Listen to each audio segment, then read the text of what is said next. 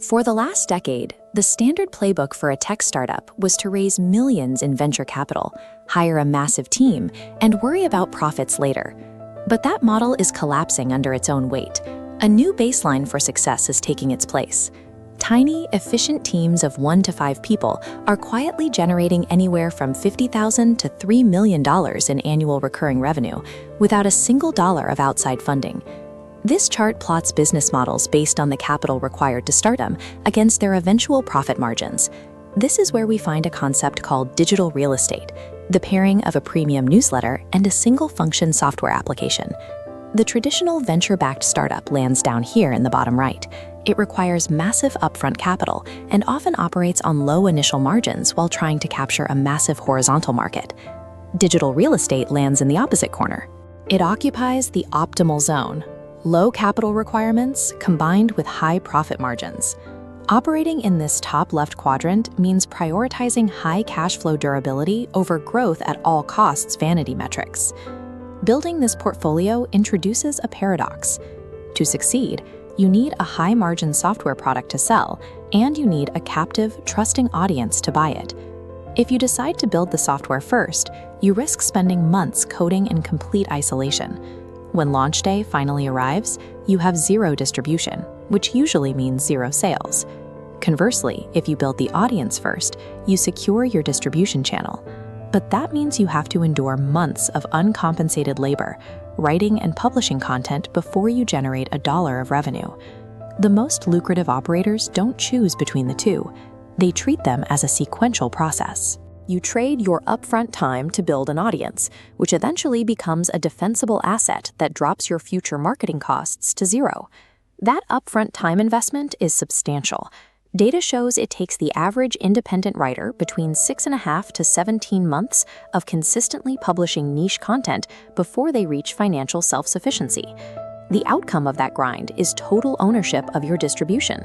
You get a direct-to-inbox channel with a high-trust audience, completely insulated from unpredictable social media algorithms.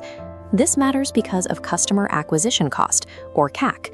For solo founders trying to sell software, buying paid ads on search or social platforms is becoming unsustainably expensive. Looking at this line graph, we can see the exact problem. The cost for paid ad customer acquisition is rising aggressively year over year. But down here at the bottom, the cost of reaching your owned newsletter audience flatlines near zero. Enduring that initial uncompensated grind of audience building is a heavy cost up front, but it is the only way to permanently eliminate your customer acquisition costs later on. Once you have that audience, relying entirely on paid subscriptions is a precarious strategy. The constant pressure of subscriber churn creates significant operational stress for a solo founder. This flowchart shows a multi-channel monetization stack. Starting with content creation, it branches into 3 revenue paths. First, automated sponsorships monetize free readers without subscription fees. The remaining paths capture engaged readers through premium subscriptions and high-margin digital products. Industry data shows that operators who utilize these multiple channels drive 3 times more revenue than those relying solely on paid subscriptions. Executing this stack transitions you from a simple writer into a diversified media operator, providing the capital you need for the next phase of the strategy. That next phase is building a micro SaaS. This involves taking a single, repetitive manual workflow and productizing it into a self-serve software tool. For example, if you notice your specific B2B audience spends 2 hours a week manually entering data into a spreadsheet, you build a lightweight script that automates that exact process. The unit economics are highly favorable. You can charge anywhere from $29 to $299 a month, and because it's software, the marginal cost per new user is practically zero. This bar chart compares average profit margins across business models. While traditional software companies often struggle to reach profitability, micro SaaS businesses operate at an industry-leading margin of 41%. There is a critical failure point, though. Building this software before validating the specific demand with an audience carries a 90% risk of zero adoption. A micro SaaS is a powerful cash-generating machine, but it's only viable when fueled by the validated demand of an existing, owned audience. The true synergy happens when you connect the two assets. You route all of the top-of-funnel marketing for your micro SaaS exclusively through your owned newsletter, combining audience trust with software margins.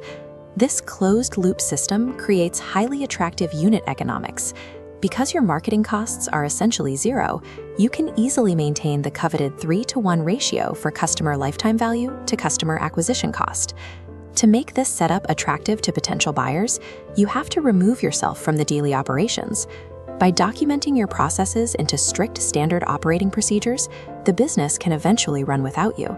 The financial payoff for that operational independence is substantial.